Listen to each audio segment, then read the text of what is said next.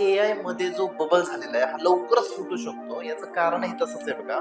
AI नक्कीच future आहे, पण एआयचे स्टॉक्स ज्या प्रमाणात वाढलेत त्या प्रमाणात त्यांच्या कंपनीचा आरओसी हा अजिबात वाढलेला नाहीये. सुरुवातीला काय झालं, मॅग्निफिसंट 7 हे शेअर्स प्रचंड वाढले. यातल्या 7 पैकी 3 शेअर्स हे ऑलमोस्ट पडलेले आहेत. त्यानंतर रॅली आली डेटा सेंटर स्टॉक्समध्ये.